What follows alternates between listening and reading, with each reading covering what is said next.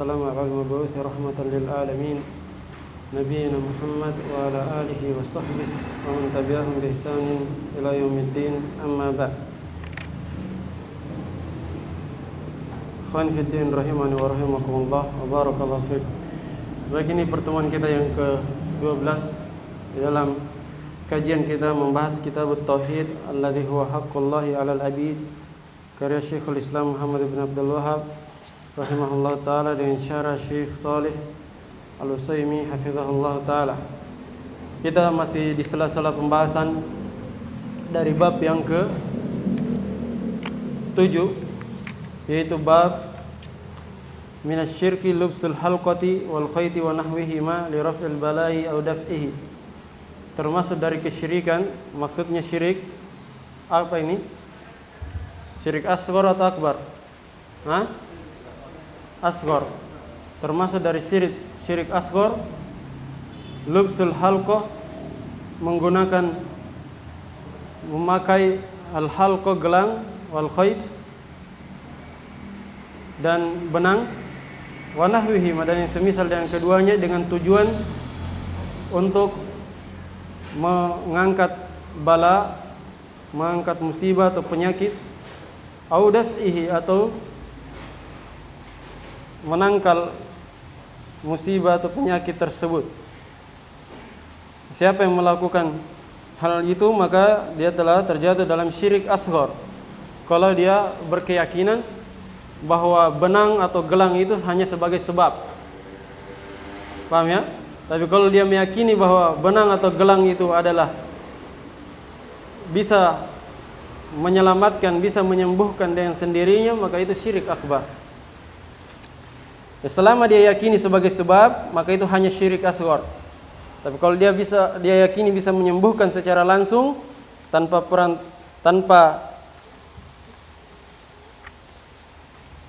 keyakinan bahwa kesembuhan itu dari Allah, maka itu syirik akbar. Nah, dan di pembahasan yang telah lalu kita sudah membaca dalil yang pertama dan yang kedua. Insyaallah di malam hari ini kita akan masuk di dalil yang ketiga, yaitu hadis Uqbah bin Amir radhiyallahu anhu. Baik. Pak Syahid enggak ada? Belum datang. Baik, coba Nasar baca.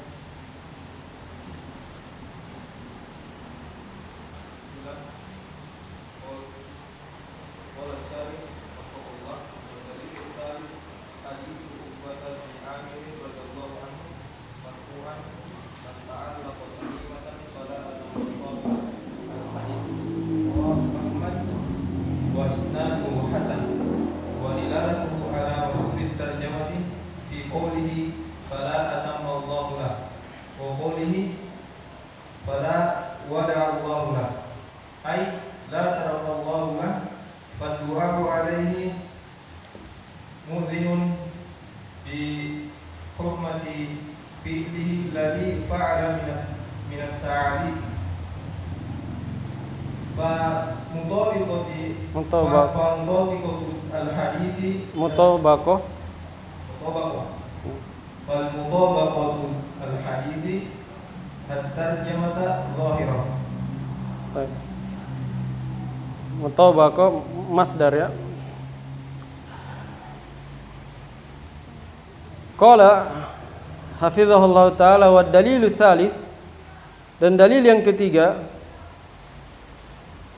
yang menunjukkan bahwa siapa yang menggantungkan atau memakai gelang, benang dan yang semisalnya termasuk dari syirik asghar adalah hadis Uqbah bin Amir radhiyallahu anhu marfu'an. Marfu'an artinya bahwa hadis ini disandarkan kepada Nabi sallallahu alaihi wasallam. Disandarkan kepada Nabi bahwa beliau yang mengucapkannya, hadis dari beliau. Kata Nabi sallallahu alaihi wasallam, "Man ta'allaqa tamimatan fala atammallahu lahu." Barang siapa yang menggantungkan tamimah. Tamimah ini akan datang penjelasannya di matan oleh Syekh Muhammad bin Abdul Wahhab rahimahullah. Hanya saja karena kita butuhkan, maka kita jelaskan secara umum. Tamimah itu adalah segala sesuatu yang digantungkan, atau bahasa Arabnya al-udha al-muallaqah, perlindungan yang digantung. Ya, jimat-jimat yang digantung itu bahasa Arabnya apa? Tamimah. Apapun itu, apakah itu gelang, bentuknya benang digantung dimanapun dia, di bagian tubuh atau di baju atau di mana saja, maka itu disebut tamimah. Masuk juga wada'ah. Wada'ah itu dia nanti akan datang atau di kelanjutan hadis ya. Kelanjutan hadis, kalau kita baca hadisnya, man ta'allaqa tamimatan fala atammallahu lahu wa man ta'allaqa wada'atan fala wada'allahu lahu. Wada'ah itu dia adalah sejenis kerang-kerang laut. Ya, sejenis kerang laut. Ya, mungkin antum pernah lihat dipakai sama orang, dipakai gelang, ya, diambil dari laut. Atau dia pakai kalung yang kepalanya itu yang besarnya dari apa? Kerang atau siput-siput laut. Paham ya? Itu wadah. Dan dia bagian dari tamimah, termasuk dari tamimah. Kenapa? Karena di kehidupan nyata wadah itu digantung. Digantung kebanyakannya. Paham ya? Maka dia termasuk dari tamimah. Sebab tamimah tadi definisinya dia al-udha al-muallaqah, perlindungan yang digantungkan atau jimat-jimat yang digantung. Itu tamimah. Kata Nabi SAW, barang siapa yang menggantungkan tamimah, fala atammallahu lahu, maka Allah Subhanahu wa taala tidak akan menyempurnakan urusannya. Tidak akan menyempurnakan urusan. Ini doa ya. Fala atammallahu lahu, ini doa kejelekan untuknya. Demikian pula wa man ta'allaqa wada'atan fala wada'allahu lahu. Barang siapa yang menggantungkan wada'ah, sudah kita jelaskan tadi wada'ah sejenis kerang laut atau yang semisalnya.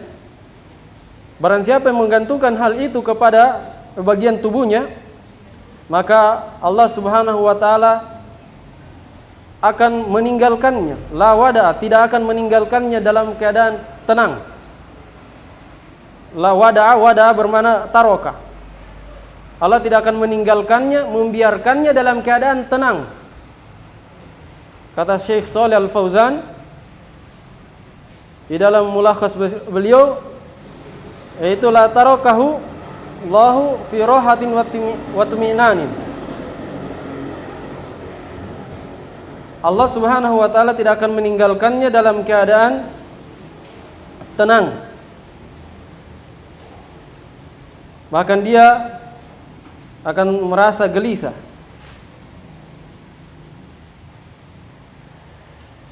Taib.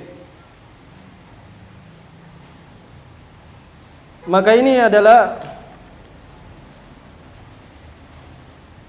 pembalikan keadaan dari Allah Subhanahu wa taala.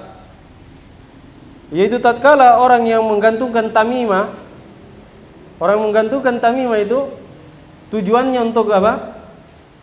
Jimat, menggantung jimat tujuannya untuk menyempurnakan perkaranya, untuk menyempurnakan urusannya, iya, supaya dia beruntung. Tapi Nabi SAW di dalam hadis ini justru mendoakan sebaliknya. Siapa yang menggantungkan tamimah, maka justru Allah tidak akan menyempurnakan perkaranya. Padahal tujuannya ketika menggantung tamimah supaya perkaranya itu sempurna. Makanya dinamakan tamimah. Tamimah dari kata at-tatmim, sempurna. Dia menggantungkan tamimah, jimat itu dengan tujuan menyempurnakan urusannya. Namun Nabi SAW mendoakan sebaliknya, bahwa Allah tidak akan menyempurnakan urusannya. Demikian pula orang yang menggantungkan wada'ah, tujuannya supaya menenangkan dirinya, supaya dia tidak gelisah, tidak berada dalam kegelisahan. Tapi justru Nabi SAW mendoakan sebaliknya, yaitu agar Allah tidak meninggalkannya, membiarkannya dalam keadaan tenang. Taib. Maka ini termasuk dari dampak buruk dari kesyirikan. Dampak buruk dari kesyirikan di mana Allah Subhanahu wa taala dan Rasulnya membalikan keadaan dari tujuan mereka. Kembalikan tujuan mereka. Taib. Di hadis yang tadi, di dalil yang ketiga, sisi pendalilan penulis rahimahullah ta'ala dalam membawakan hadis ini untuk menunjukkan maksud dari bab fi qoulihi fala atamma Allahu lahu. Pada sabda Nabi sallallahu alaihi wasallam, maka Allah Subhanahu wa taala tidak akan menyempurnakan urusannya. Wa qoulihi fala wada Allahu lahu. Dan sabda Nabi fala wada Allahu lahu, Allah tidak akan wada'a. Apa wada'a? Ai la tarakallahu lahu. Allah tidak akan membiarkannya, tidak akan melepaskannya dalam keadaan tenang. Faddu'a'u alaihi mudhinun bihurmati fi'lihi alladhi fa'ala minal ta'alik. Maka doa kejelekan, ad-du'a ala, itu bermakna doa kejelekan ya. Kalau doa lahu, doa kebaikan. Perhatikan ya, ini dari kata-kata yang kalau berbeda muta'addinya, huruf yang dipakai muta'addi maka beda maknanya. Seperti dua. Dua kalau muta'addi dengan ala maka bermakna kejelekan. Dua muta'addi dengan lahu maka bermakna kebaikan. Sama dengan roghbah. Roghbah itu kalau dia muta'addi dengan fi, roghbah fi, maka dia bermakna cinta. Tapi kalau roghiba an maka itu bermakna benci. Paham ya? Berbalik maknanya. Yang tadi apa? Doa bermakna dua kebaikan, bermakna dua kejelekan, tergantung huruf muta'addinya. Dan banyak kata-kata, ada beberapa kata dalam bahasa Arab yang semisal dengan itu. Satu kata tapi bisa bertentangan maknanya tergantung huruf muta'addi. Huruf yang memuta'addikannya. Taib. Kata beliau faddu'a'u alaihi, maka doa kejelekan atasnya. Mana doa kejelekan yang dimaksud? Yaitu fala atammallahu lahu dan fala wada'allahu lahu. Itu kan doa kejelekan. Nah, doa kejelekan ini mu'dhinun bihurmati fi'lihi, mengumumkan atau memberitahukan keharaman perbuatannya tersebut. Bahwa perbuatannya itu adalah hal yang haram. Sebab Nabi SAW mendoakan kejelekan bagi yang melakukannya. Paham ya? Kalau didoakan kejelekan orang yang melakukannya atau orang yang melakukannya itu dicela, itu menandakan hal tersebut adalah haram. Dan ini akan datang insyaallah di pelajaran usul fikih, sisi-sisi pendalilan. Bagaimana mengambil istimbat pengharaman, bagaimana mengambil istimbat wajib, sunnah, akan ada pembahasannya di usul fikih insyaallah. Dan salah satunya sebagaimana yang disebutkan oleh penulis di sini. Jadi kalau ada doa didoakan kejelekan orang yang melakukannya atau dicela orang yang melakukannya, maka menunjukkan perbuatan itu adalah haram. Itu istimbat pengharaman namanya. Taib. Alladzi fa'ala minat ta'liq, yang mana orang tersebut melakukannya dari gantungan-gantungan.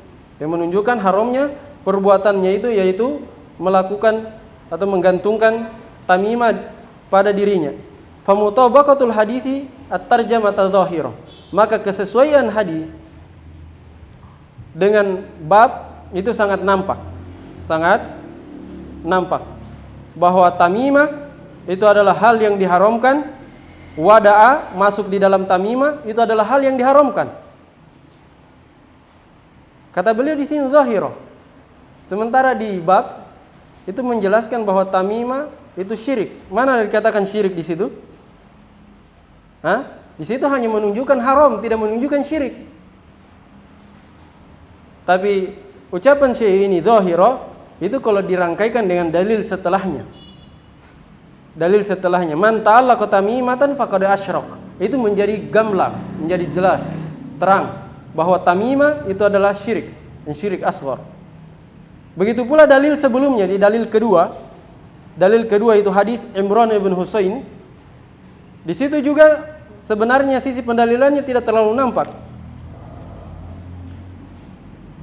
Tapi menjadi jelas ketika kita baca dalil yang keempat. Man talaqa tamimatan faqad asyrak. Di dalil yang kedua kalau antum perhatikan, An Imran ibn Husain, anna Nabiy sallallahu alaihi wasallam ra'a rajulan fi yadihi halqatun. Halqa ini gelang, gelang itu termasuk dari tamimah. Paham ya? Di hadis tidak ada indikasi yang mengatakan dia kesyirikan.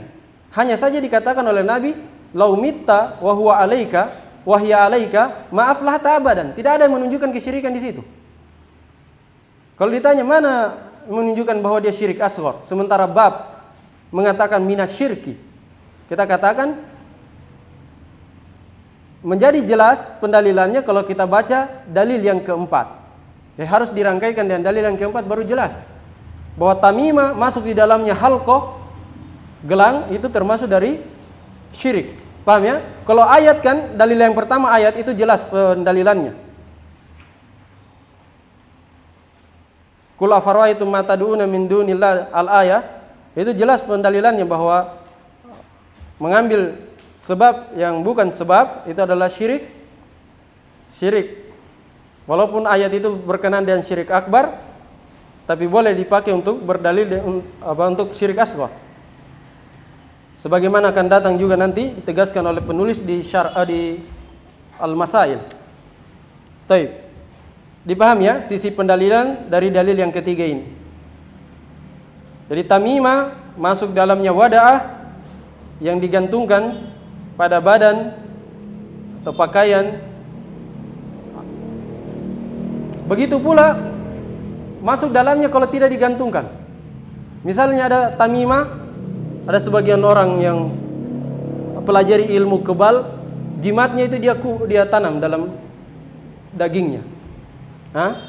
Jimat apa dia tanam dalam dagingnya menjadikan dia kebal. Tapi ini masuk dalam tamimah, walaupun dia secara hakiki tidak digantung, tapi secara ma'nawi dia digantung. Demikian juga kalau ada orang mengambil misalnya kerang-kerangan laut, kemudian dia taruh di bawah bantalnya. Ini masuk tamimah, walaupun tidak digantung, tapi dia fi hukmi tamimah, dihukumi sebagai tamimah. Paham ya? Walaupun kita katakan tadi tamimah itu dia al-udha al-mu'allaqah, udha yang digantung, itu secara umum. Bukan berarti kalau dia ditanam dalam kulit atau ditaruh di bawah bantal itu bukan tamimah, tetap jadi tamimah. Fil hukum, secara hukum dihukumi sebagai apa? Tamimah. Dipaham ya? Al-udha itu secara umum ada dua, al-udha. Jimat yang dipakai itu secara umum ada dua, atau al-udha ada dua, ada yang mu'allaqah, ini kita terjemah mungkin dalam bahasa Indonesia jimat-jimat. Ada al-malfudhah yang dilafadzkan. Ini kita terjemah dalam bahasa Indonesia biasanya mantra-mantra atau ruqyah-ruqyah syirkiyah. Itu namanya mantra. Paham ya? Al-udha al-malfudhah. Kalau al-udha al-mu'allaqah seperti tamimah, yang benarnya pendapat yang kuatnya seluruhnya haram. Seluruhnya haram. Ada yang syirik, ada yang tidak sampai pada kesyirikan. Tapi kebanyakannya syirik. Syirik asghar. Kalau al-malfudhah, al-udha al-malfudhah, dia ada yang boleh, ada yang tidak dibolehkan. Yang boleh itu ruqyah syar'iyah, pakai Al-Qur'an atau kalimat-kalimat yang baik, doa-doa yang berasal dari hadis atau bukan dari hadis tapi maknanya bagus. Paham ya? Ada al-udha al-malfudhah yang bentuknya mantra-mantra yang tidak ditahu dari bahasa apa, yang biasa diucapkan oleh para dukun dan yang semisalnya. Ini haram sebab dia masuk dalam kesyirikan. Jelas ya? Dan di bab ini, di bab 7 ini, begitu pula di bab ke-8 pembahasan kita mengenai dua hal ini, yaitu al-udha al-malfudhah dan al-udha al-mu'allaqah. Berkaitan dengan dua hal ini. Dipaham ya? Taib, itu kesimpulan dari dua bab ini sebenarnya. Ya, ada namanya jimat, ada yang namanya mantra. Jimat, mantra. Mantra itu yang ruqyah-ruqyah syirkiyah. Kalau jimat yang digantungkan tamimah. Masuk dalamnya gelang, masuk dalamnya wada'a, benang-benang. Misalnya pada bayi-bayi yang baru lahir gantungkan bawang atau yang semisal dengan itu. Kalau Al-Quran misalnya, tulisan Al-Quran dibungkus kemudian digantung, masuk apa ini? Al-udha al-malfudha atau al-muallaqah? Dia digolongkan di mana? Al-malfudh itu, tahu al-malfudh ya, dilafadzkan, berarti ada suaranya. Kalau Al-Quran digantung, berarti bukan muallafudh tapi muallaqah, dia masuknya di tamimah. Dan ini diperselisihkan oleh para ulama sebagaimana akan datang. Ada yang membolehkan, ada yang tidak membolehkan. Tapi yang benarnya, yang kuatnya bahwa Al-Quran dijadikan jimat, digantungkan, maka itu haram juga. Yang benarnya. Sebagian ulama ada yang membolehkan, tapi itu marjuh, tidak benar, lemah. Taib. Sisi dalil yang keempat, ya Pak Syahid.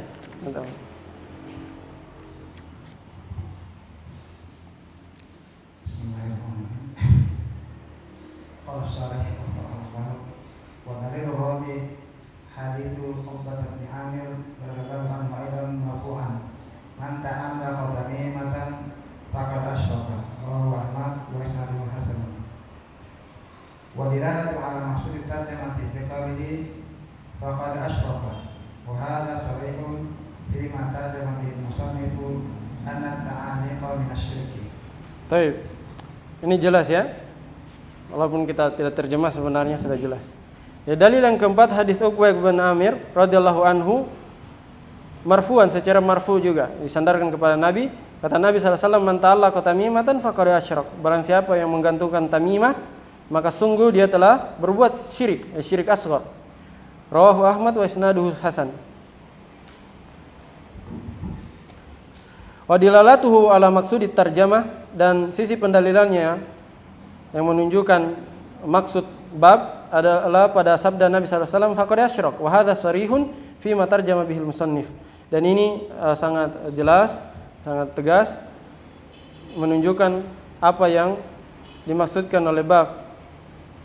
Anna ta'liqa minasyirk, bahwasanya ta'liq, gantungan-gantungan, tamimah semuanya, apakah itu gelang, kalung, ya, atau yang diikat di pinggang atau di lengan, di kaki, semuanya adalah syirik. Paham ya? Tamimah, gantungan-gantungan.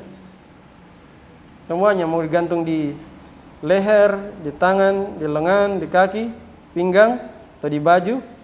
Bahkan kalau ditaruh di bawah bantal atau ditanam dalam daging, maka itu termasuk dari tamimah. Dan dia adalah syirik asghar. Ini sekali lagi syirik asghar kalau dia hanya menjadikannya sebagai sebab ya. Kalau dia meyakini bahwa hal itu bisa menyelamatkan atau bisa menyembuhkan dengan sendirinya, maka tentunya syirik akbar. Baik, terus.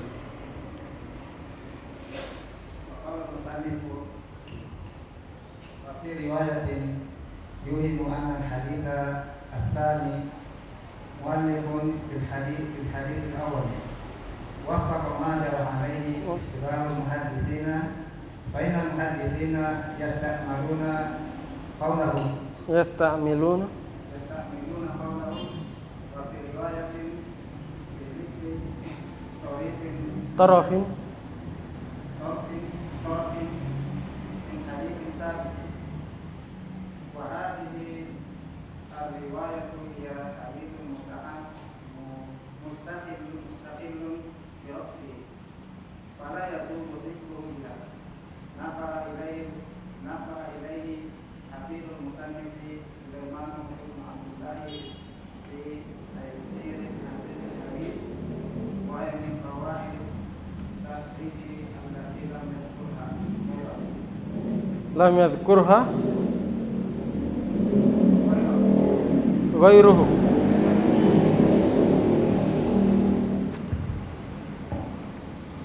Baik, wa qaulul musannif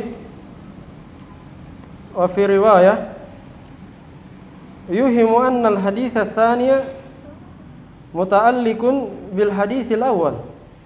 Dan ucapan penulis rahimahullah wa fi riwayah, ya, fi riwayah pada hadis yang keempat ya. Yuhimu annal hadits ats-tsaniyah, pada dalil yang keempat, hadis yang ketiga. Kata beliau, ucapan ini memberikan waham, memberikan sangkaan bahwa hadis yang kedua itu dalil yang ketiga, muta'alliqun bil haditsil awal, berkaitan dengan hadis yang pertama, yaitu dalil yang kedua.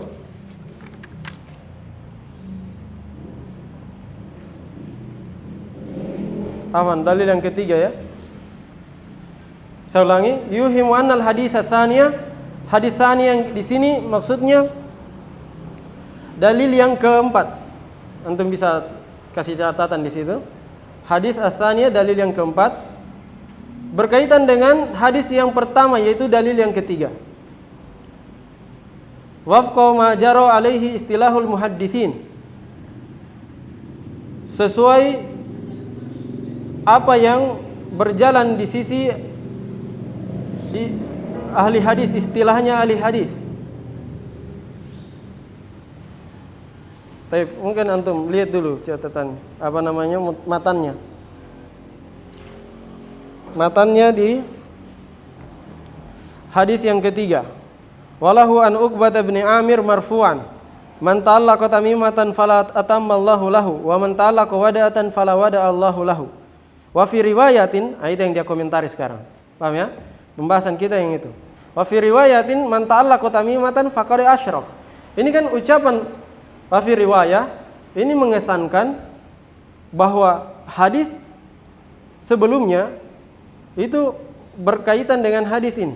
Maksudnya dia satu jalur. Padahal tidak. Karena itu penulis berkata, pensyarah berkata, ucapan penulis ini fi riwayah memberikan sangkaan bahwa hadis yang kedua berkaitan dengan hadis yang pertama. Wafqa ma jara alaihi istilahul muhadditsin, sesuai apa yang berjalan di sisi istilahnya orang-orang ahli hadis. Sebab ahli hadis itu kalau mereka berkata fi riwayah, berarti maksudnya hadis yang sebelumnya dengan hadis yang dia ucapkan selanjutnya itu adalah hadis yang sama, maksudnya satu jalurnya sama, perawinya semua sama.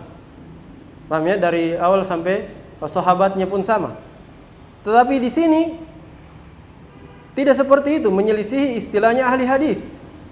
Karena hadis Uqbah bin Amir yang man ta'allaqa tamimatan fala atammallahu lahu itu satu jalur, dan hadis Uqbah bin Amir yang kedua yaitu man ta'allaqa tamimatan faqad asyraka satu jalur juga, beda hadisnya. Tidak cocok dikatakan fi riwayah seharusnya. Paham ya? Jadi ini kritikan untuk penulis rahimahullah, bahwa ucapan fi riwayah itu seharusnya tidak cocok dibawakan di situ.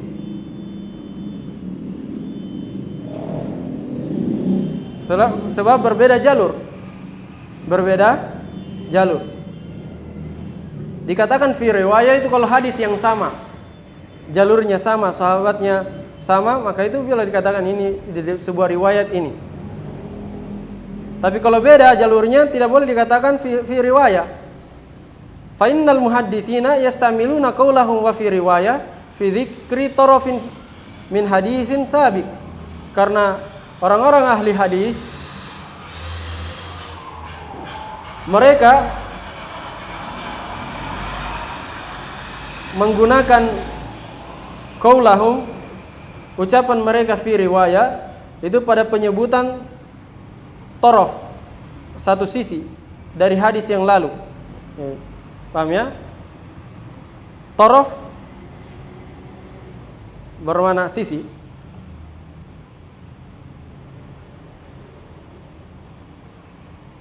Misalnya ada hadis yang sama diriwayatkan berbeda penggalan katanya, sebagian penggalan katanya berbeda, maka itu boleh dikatakan fi riwayah kalau jalurnya sama. Tapi kalau beda jalurnya maka tidak boleh dikatakan fi riwayah.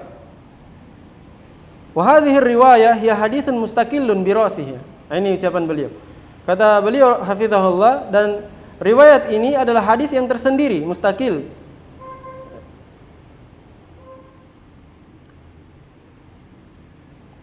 Haditsun mustaqillun bi ra'sihi, punya jalur sendiri dia. Fala yasughu dzikruhu biha, maka tidak boleh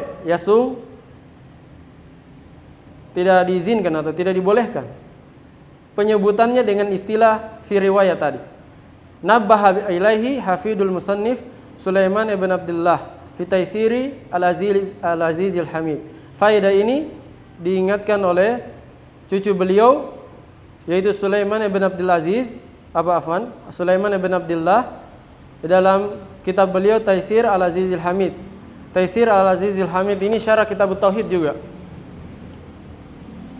Syarah kitab tauhid. Nama penulisnya Sulaiman ibn Abdullah ibn Abdul Wahhab rahimahullah. Ini beliau meninggal sebelum kitabnya selesai ditulis. Sepupunya penulis Fathul Majid. Sepupu dari penulis Fathul Majid. Fathul Majid itu ringkasan dari Taisir al-Azizil Hamid. Antum tahu ya, kitab Fathul Majid syarah kitab tauhid yang terkenal itu. Sebenarnya dia ringkasan dari Taisir al-Azizil Hamid ini. Jadi Abdurrahman bin Hasan, cucu beliau yang lain, meringkas tulisan Sulaiman bin Abdullah ini. Meringkasnya. Walaupun tulisan ini belum selesai, tapi beliau ringkas, kemudian beliau tambahkan yang belum selesai tersebut. Paham ya? Yang beliau meninggal ditembak oleh fitnah di zaman beliau. Wahia min qawaid at-takhrij allati lam yadhkurha ghairuhu. Dan dia adalah merupakan kaidah takhrij hadis, maksudnya fi riwayat tadi ya. Fi riwayat itu digunakan oleh di dalam mustalah hadis, dalam takhrij hadis. Ini ada kaidah-kaidahnya dalam mustalah hadis dan takhrij hadis. Bahwa tidak sembarang digunakan, fi riwayat itu tidak sembarang digunakan. Jadi ada tempat-tempatnya. Fi riwayat digunakan untuk hadis yang sama, jalur yang sama. Kalau beda jalurnya tidak boleh dikatakan fi riwayah. Baik. Jadi ini kata beliau adalah kaidah takhrij hadis yang tidak disebutkan oleh selainnya. Maksudnya pensyarah lain selain Sulaiman bin Abdullah itu tidak menyebutkan faedah ini. Hanya beliau yang mengingatkan tentang permasalahan ini dalam syarah kitab tauhid. Wadalilul khamis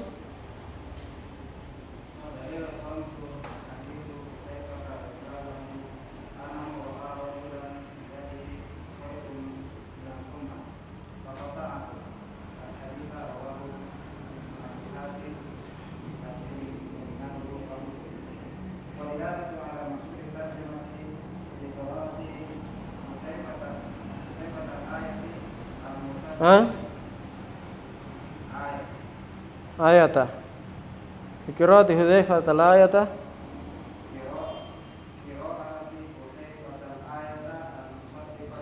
al-musaddiqah itu.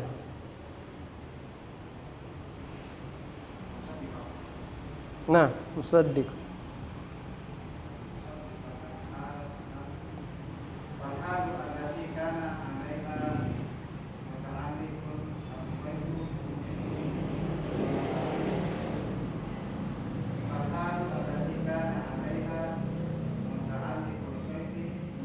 Mutalliqul khayti terus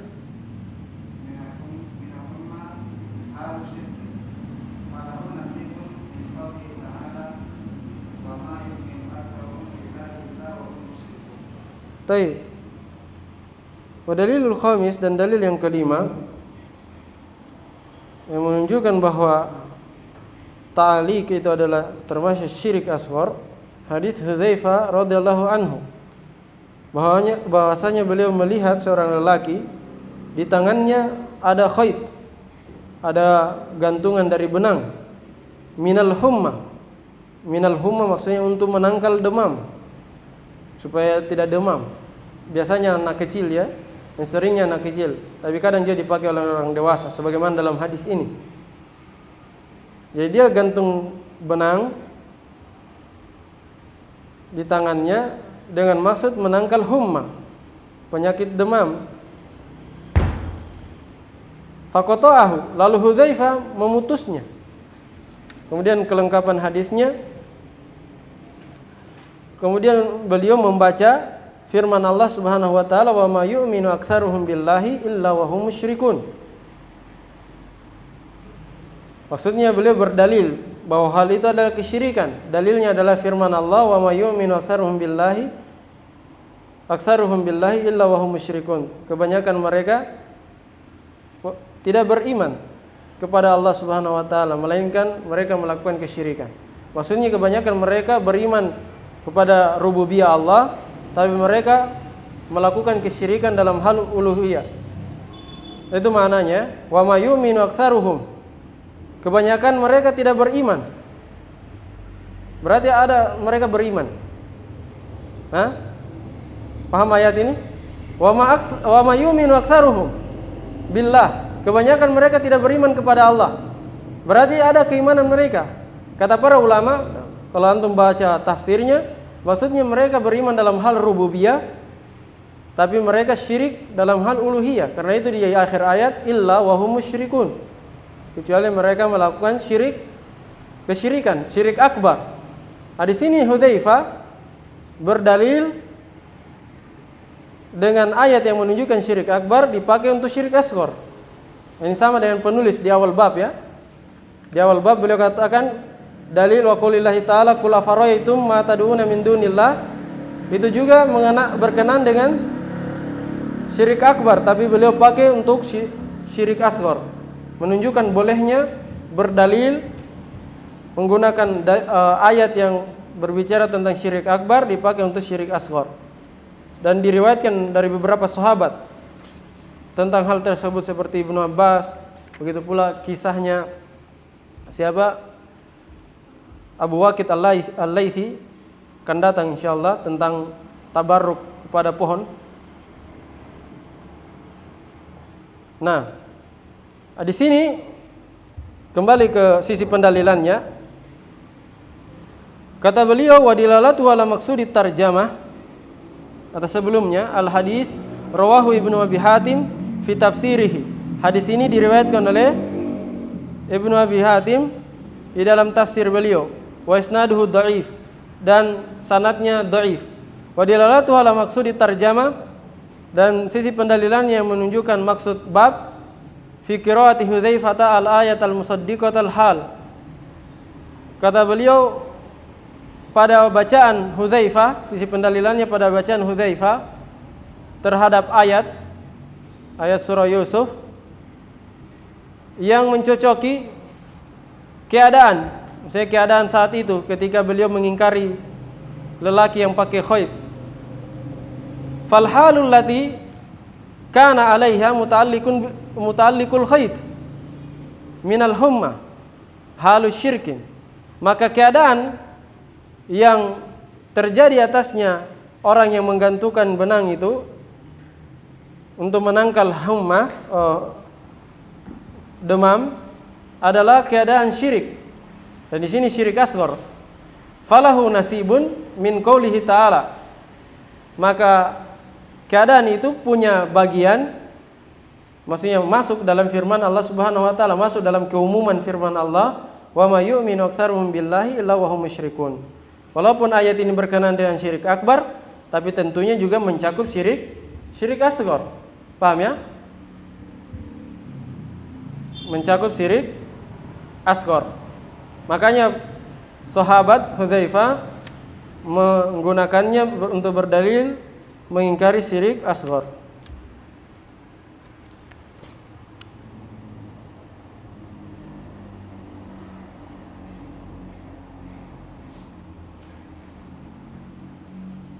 Baik, syirik itu sama saja, sama-sama tidak diampuni oleh Allah Subhanahu wa taala.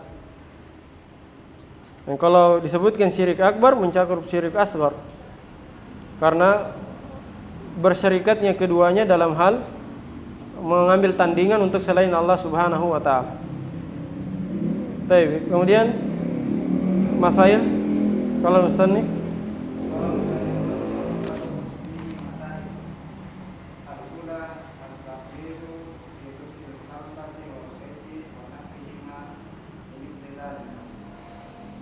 Taib. Di dalam bab ini terdapat beberapa pembahasan. Al-ula, yang pertama, at-taghlidhu fi lubsil halqati wal khayti wa nahwihima limithli dzalik.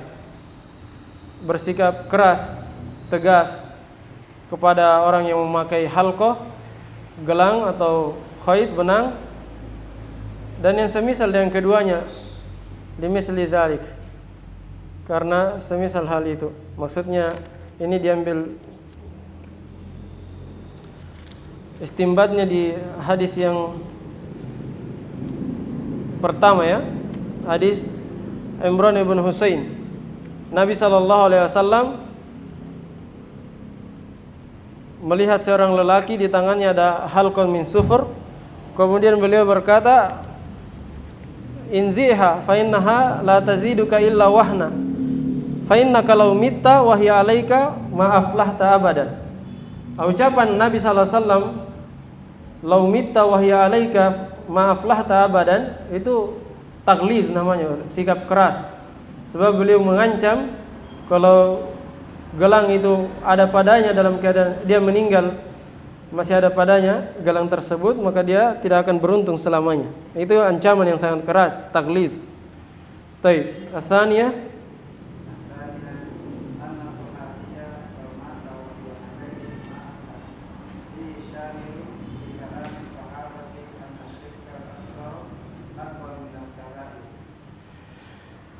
Tuh. Yang kedua, anna sahabiyya law mata wa hiya alaihi ma aflaha. Ini permasalahan yang sangat penting ya, bahwa sahabat itu kalau dia meninggal dalam keadaan dia masih ada tamimah di atas tangannya, masih memakai gelang itu, maka dia tidak akan selamat selamanya. Ini sahabat, bagaimana dengan kita yang bukan sahabat? Sahabat saja kalau dia pakai ini, jimat, gelang dan semisalnya, dan dia mati di atasnya, maka dia tidak akan selamat. Maka tentunya kita lebih jauh dari kata keselamatan. Nah, fihi syahidun, di dalamnya juga ada syahid li kalami sahabat, untuk ucapan sahabat di sini maksudnya Ibnu Mas'ud, anna syirka al-asghar akbaru minal kabair, bahwa syirik asghar itu lebih besar dibandingkan dosa besar. Paham ya? Syirik asghar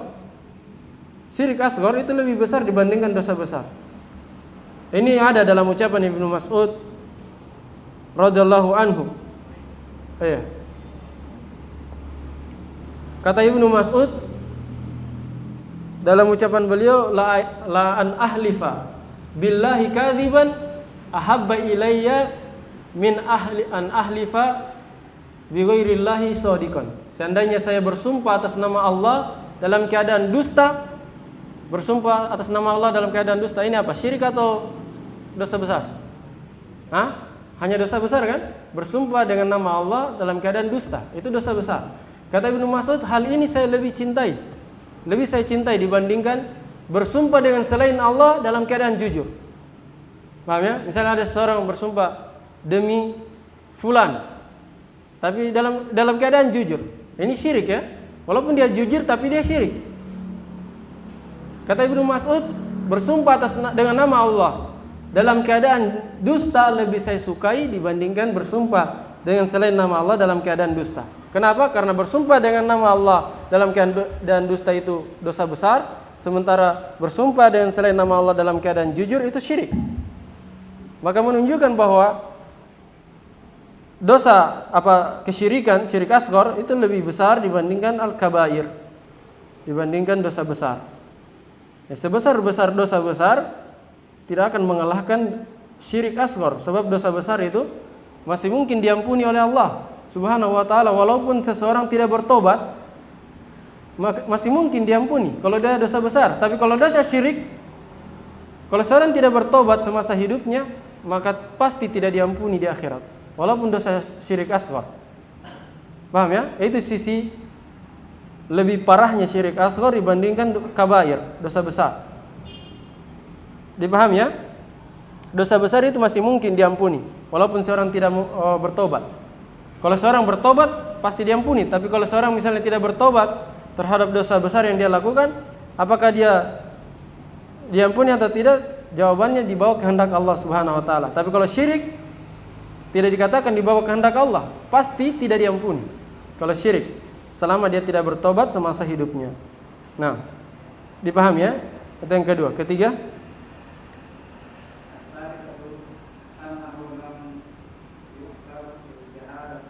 tapi yang ketiga bahwa dia, yaitu sahabat yang diingkari oleh Nabi sallallahu alaihi wasallam itu tidak diberi uzur dengan kejahilan. Itu masih berbicara tentang hadis yang pertama ya. Inziha fa innaha law mitta wa hiya alaika ma aflahta abadan. Di situ kan lelaki ini, sahabat ini yang Nabi ingkari, kan dia tidak tahu bahwa ini syirik. Iya. Ya kan? Tidak tahu dia. Bersamaan dengan itu Nabi sallallahu alaihi wasallam bersabda, seandainya engkau mati dalam keadaan benda itu ada di tanganmu, maka engkau tidak akan selamat selamanya. Tidak diberi uzur oleh Nabi. Oh, kamu ini belum tahu, tidak apa-apa. Yang penting jangan ulangi. Tidak, beliau katakan seperti itu. Bahkan beliau langsung ancam dengan ancaman yang keras, bahwa kalau engkau mati dalam keadaan benda itu masih ada pada dirimu, maka engkau tidak akan beruntung selamanya. Baik. Dan sudah dijelaskan ya, apa makna tidak beruntung selamanya di halaman sebelumnya.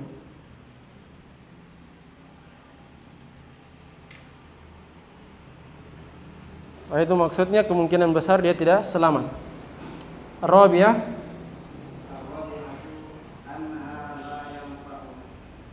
la tanfa'u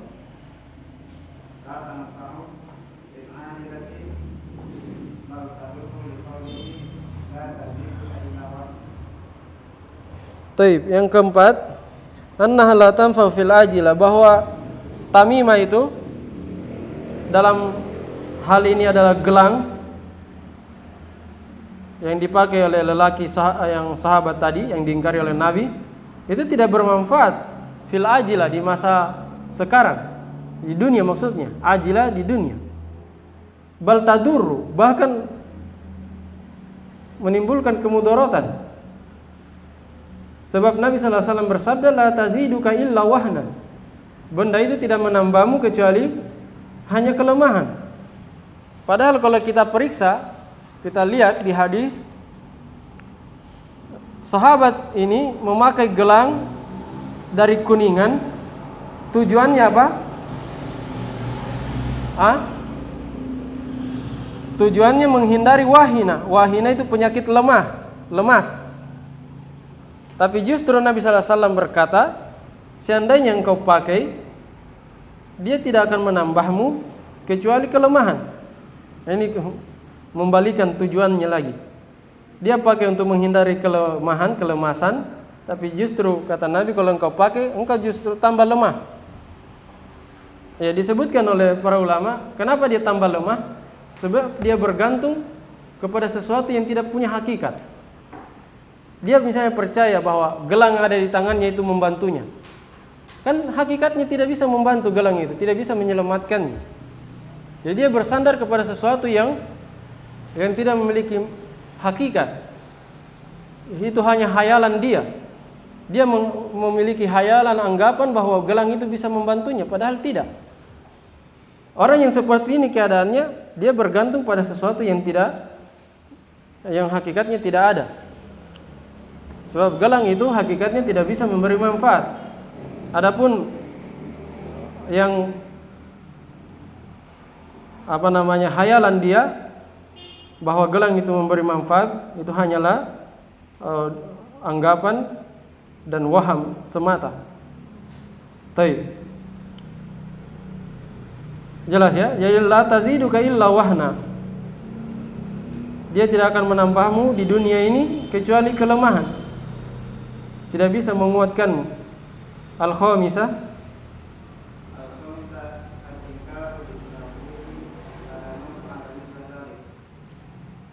mengingkari dengan keras orang yang melakukan hal tersebut.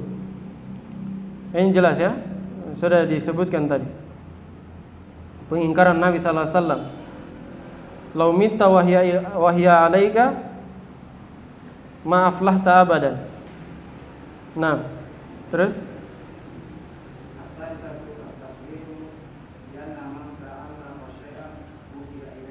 iya, penegasan bahwa barang siapa yang menggantung sesuatu dengan tujuan sebagai jimat, wukila ilaih, maka dia akan diserahkan kepadanya. Ini diambil dari hadis Uqbah bin Amir ya, man ta'allaqa tamimatan fala atammallahu lahu. Dan akan datang riwayatnya yang sama persis dengan ucapan Syekh di sini. Nabi sallallahu alaihi wasallam bersabda, man ta'allaqa tamimatan wukila ilaih. Nah, as-sabi'ah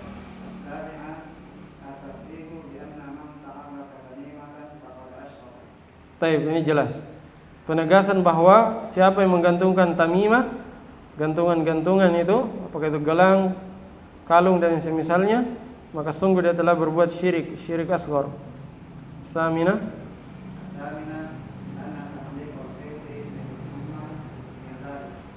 yang kedelapan, bahwasanya menggantung benang dari humma,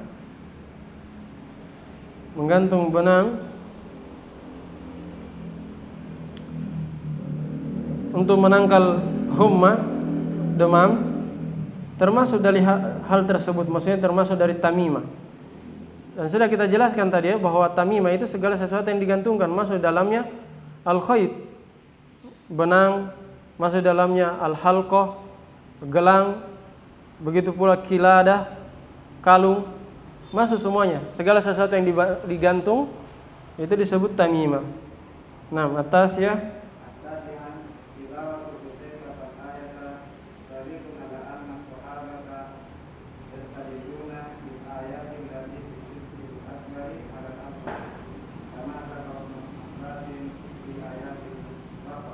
Baik. Yang ke-9, pembacaan Hudzaifah terhadap ayat itu sebagai dalil adalah dalil bahwasanya sahabat itu mereka mengambil dalil dengan ayat-ayat yang berbicara tentang syirik akbar, mereka pakai untuk syirik asghar. Kama dzakara Ibnu Abbas fi ayatil Baqarah, sebagaimana disebutkan oleh Ibnu Abbas dalam ayat di surah Al-Baqarah, akan disebutkan oleh pensyarah hafizallah, yaitu ayat fala taj'alu lillahi andada wa antum ta'lamun. Nah, paham ya faedah ini? Jadi kadang sahabat berdalil dengan ayat yang berbicara tentang syirik akbar, mereka pakai untuk syirik asghar. Iya.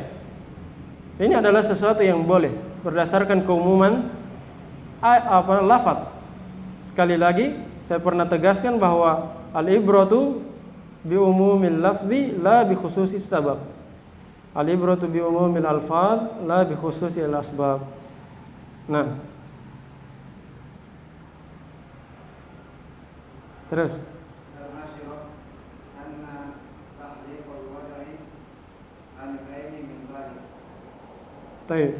jadi patokannya bukan khususnya sebab ya. Ya sebab, misalnya sebab ayat tadi adalah berkenaan dengan syirik akbar, tapi Hudzaifah menggunakannya untuk syirik asghar, sebab al-ibratu bi umumil alfaz. Menjadi patokan adalah keumuman lafaz. Ya, lafaznya cocok untuk syirik akbar dan cocok untuk syirik asghar, maka dipakai untuk kedua-duanya. Boleh. Dan yang ke-10 kata beliau, anna ta'liqal wada anil aini min dzalik, bahwa menggantungkan al-wada, apa al-wada tadi? Kerang-kerangan laut, ya gantung, itu untuk menangkal ain, penyakit ain. Paham ya, penyakit ain? Nah, ini termasuk dari tamimah, masuk dari tamimah. Sebab ta'liq ya, semua ta'liq ada tamimah. Terus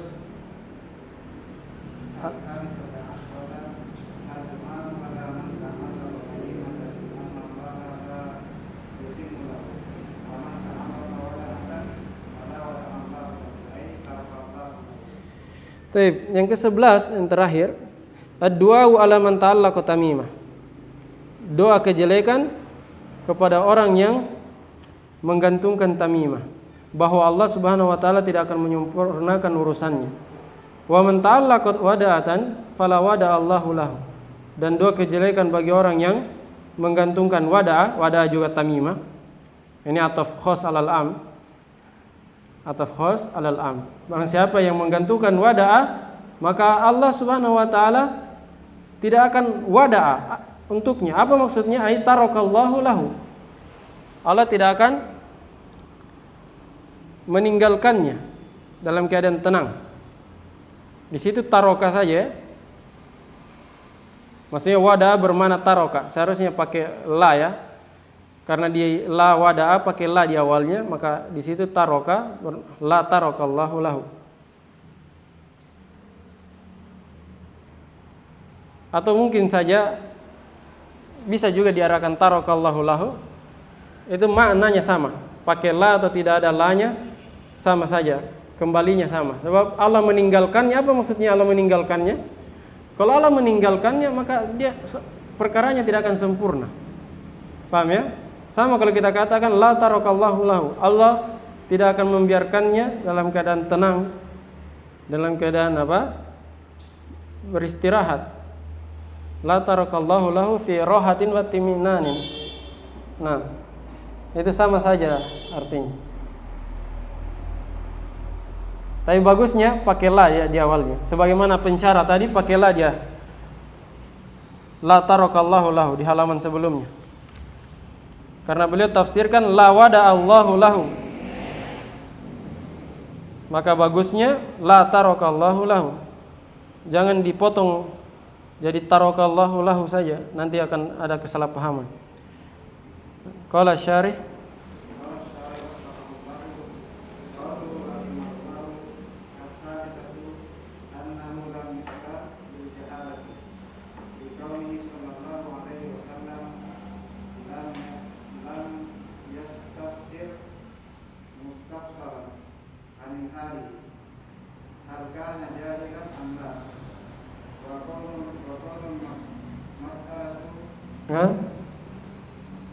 salati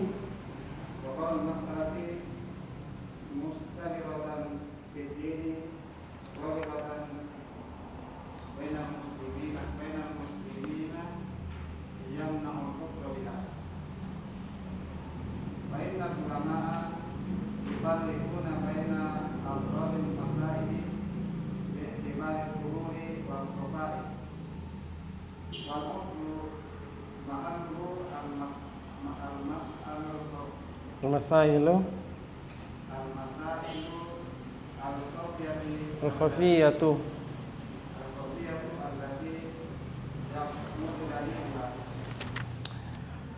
Baik, qala syarih waffaqahullah qauluhu rahimahullah thalithatu annahu lam yudhar bil jahalah.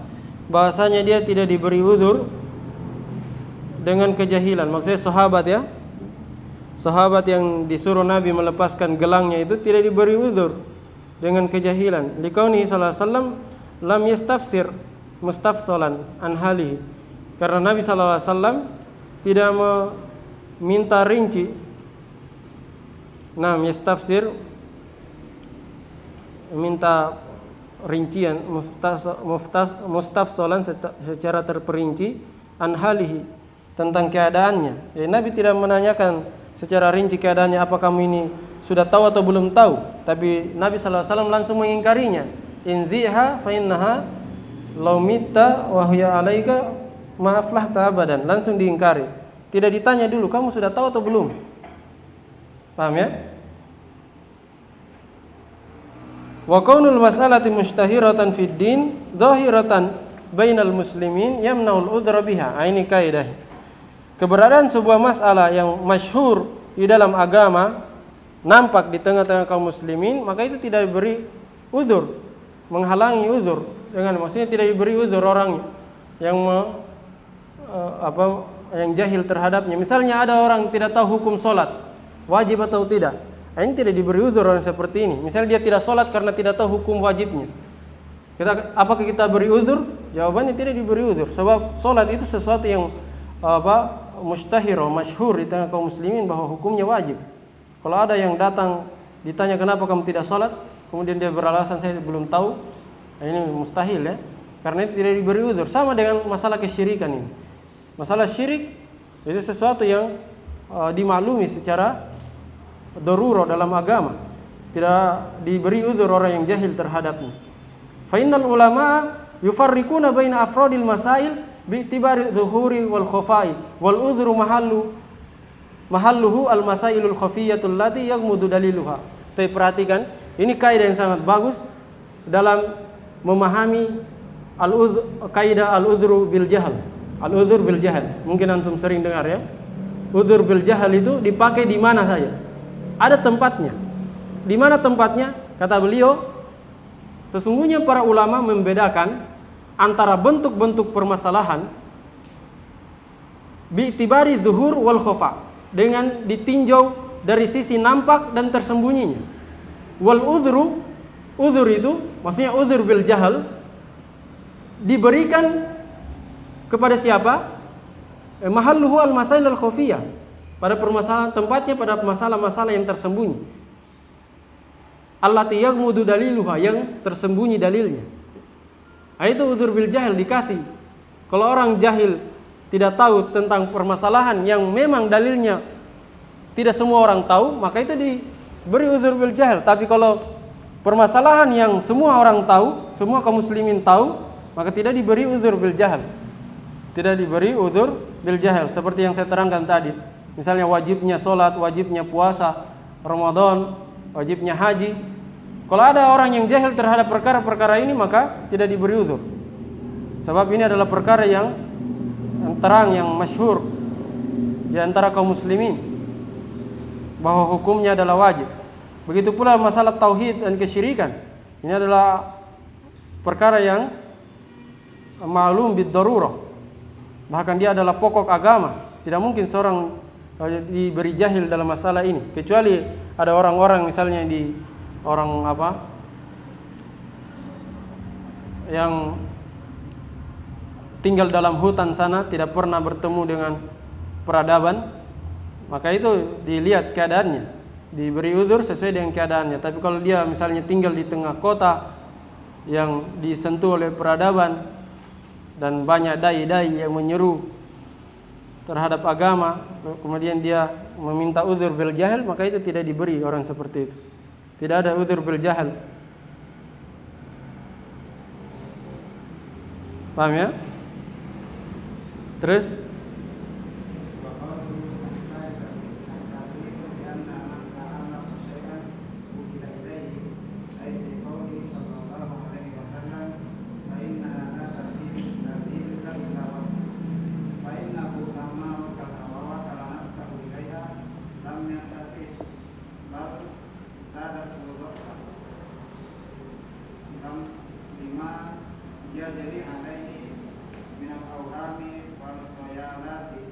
khuyalat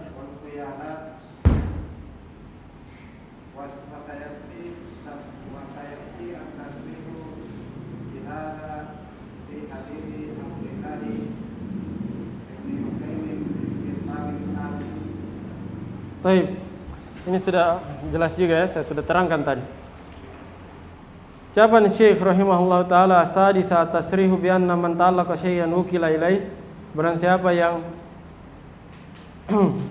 menggantungkan sesuatu maka diwakilkan kepadanya. Ai fi qoulihi sallallahu alaihi wasallam fa innaha la taziduka illa wahna. Pada ucapan Nabi sallallahu alaihi wasallam fa innaha la taziduka illa wahna. Fa innahu lamma rakana wa wakala nafsahu ilaiha lam yantafi bal zadathu du'afa. Ini pensyarah diarahkan ke situ ya. Kalau sebagian pensyarah yang lainnya, at-tasrihu bi anna man ta'allaqa syai'an wukila ilaih, ini kembalinya ke hadis man ta'allaqa tamimatan fala atammallahu lahu. Ke situ dia, bukan ke hadis yang Imran ibn Husain. Tapi tidak ada masalah. Ini istimbat, berbeda istimbat. Yang penting tujuannya sama. Fa innaha la taziduka illa wahna. fa innahu lamma rakana wa wakala nafsahu ilaiha lam yantafi' bal zadathu dha'fa. Jadi barang siapa yang menggantungkan sesuatu dia diwakilkan padanya, ini diambil istimbatnya dari ucapan Nabi sallallahu alaihi wasallam, fa innaha la taziduka illa wahna. Sesungguhnya gelang itu tidak menambahmu kecuali kelemahan. Fa innahu lamma rakana wa wakala nafsahu ilaiha, karena sesungguhnya tatkala sahabat tersebut condong dan mewakilkan dirinya kepada gelang itu, lam yantafi, maka dia tidak akan mendapat manfaat dari gelang tersebut, bal zadathu dha'fa, bahkan gelang itu akan menambahnya semakin lemah. Lima yajri alaihi minal auham wal khuyalat. Ini saya sudah jelaskan tadi. Karena apa yang berjalan padanya di pikirannya berupa waham-waham, sangkaan-sangkaan yang tidak ada artinya, dan hayalan-hayalan. Paham ya? Tadi saya sudah katakan bahwa kenapa dia justru melemahkannya? Sebab dia bersandar kepada sesuatu yang tidak ada artinya, hanya hayalan dan sangkaan semata. Dia katakan bahwa gelang yang dia pakai itu memberikan manfaat dan mencegah mudarat, padahal hakikatnya tidak seperti itu. Maka dia akan menambahnya semakin lemah.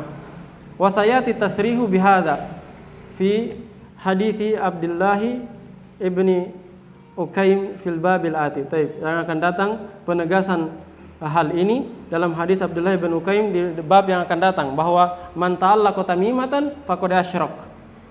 Man ta'allaqa syai'an wukila ilaih. Ada hadisnya di bab setelahnya. Di hadis ketiga ya. Untuk bisa lihat di bab setelahnya di hadis ketiga itu jelas. Man ta'allaqa syai'an wukila ilaih. Baik, wa qauluhu tasiyat.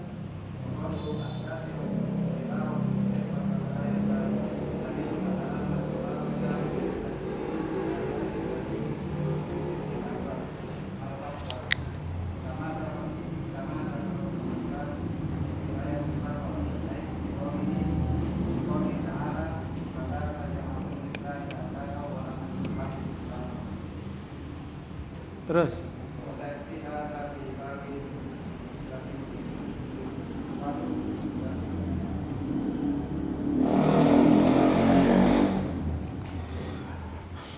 baik, yang kesembilan kata beliau, bacaan Hudzaifah terhadap ayat itu adalah dalil bahwa sahabat mengambil pendalilan dengan ayat-ayat yang berbicara tentang syirik akbar untuk syirik asghar. Kama dzakara Ibnu Abbas fi ayatil Baqarah, sebagaimana Ibnu Abbas menyebutkannya di dalam ayat surah Al-Baqarah, ay fi qouli ta'ala fala taj'alu lillahi andada wa antum ta'lamun. Wa sayati hadza fi babin mustaqil, dan akan datang hal ini dalam bab yang tersendiri, akan datang babnya. Baik. Dan ini banyak ya sahabat yang seperti ini menggunakan pendalilan yang seharusnya ayat berbicara tentang syirik akbar, mereka pakai untuk syirik asghar, dan itu boleh saja, karena al-ibrah bi umumil alfadz la bi khususil asbab. Paham ya? Jadi jangan lihat sababun nuzulnya, tapi lihat kandungan ayat secara umum. Memang sababun nuzulnya kalau kita lihat berkenaan dengan syirik akbar, tapi boleh dipakai secara lafadznya itu umum, mencakup syirik akbar dan asghar. Ini sama halnya, saya pernah tegaskan ya, saya pernah sebutkan di pekan lalu, sama halnya orang misalnya pembahasan zihar atau pembahasan talak, itu dia sababun nuzulnya tentang sahabat Abdullah bin Qais kalau saya tidak salah, tentang zihar. Apakah hukum zihar itu berkaitan dengan dia saja atau seluruh kaum muslimin? Tentunya untuk seluruh kaum muslimin, ya kan? Walaupun sababun nuzulnya berkenaan dengan siapa? Seorang sahabat tertentu, tapi tidak terbatas pada diri dia. Tapi hukum zihar, kafarahnya itu berlaku untuk semua kaum muslimin yang melakukan seperti perbuatannya. Sama dalam hal ini juga. Dan ini juga ada dalam hadis Abu Waqid al-Laitsi. Ketika Abu Waqid al-Laitsi berkata meminta pohon bidara untuk dijadikan tempat iktikaf dan menggantungkan pedang-pedang mereka, apa kata Nabi? Nabi membaca ayat apa? Tentang orang-orang Yahudi. Apalagi ayatnya? Ija'al lana ilahan kama lahum aliha. Itu ayatnya dalam Al-Quran tentang orang-orang Yahudi. Ketika mereka selamat dari lautan itu, Musa membelah lautan, diburu oleh Firaun, selamat dari kejaran Firaun. Setelah itu mereka meminta anak sapi untuk disembah. Jadi ayatnya berbicara tentang syirik akbar, menyembah anak sapi. Tapi Nabi SAW mengingkari Abu Waqid Al-Laythi yang bertabaruk dengan meminta untuk bertabaruk dengan pohon sidir, pohon bidara yang merupakan syirik asghar. Beliau pakai dengan dalil ayat yang berbicara tentang syirik akbar. Paham ya? Jadi bukan hanya sahabat yang melakukan itu, bahkan Nabi SAW melakukannya. Jelas ya? Baik. Itu dalil hadis Abu Waqid Al-Laythi sangat jelas. Karena hadis itu berkaitan dengan tabaruk dengan pohon, itikaf di pohon itu, beritikaf kepada Allah di sisi pohon bidara, itu adalah syirik asghar. Tabaruk dengan pohon itu adalah syirik asghar. Tapi Nabi SAW membawakan ayat yang berbicara tentang syirik akbar. Nah, menunjukkan bahwa bolehnya berdalil dengan ayat yang berbicara mengenai syirik akbar untuk syirik asghar. Baik. Nah, selesai pembahasan kita di bab yang ke-7. Nanti masuk ke bab 8. Sudah ada yang baca ya?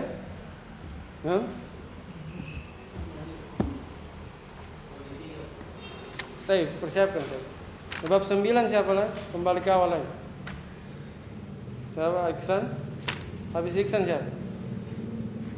Nasr bab 10. 11 siapa? Abu Khansa. 12 Abu Ubay. Nah, 13 Asyahid. Baik.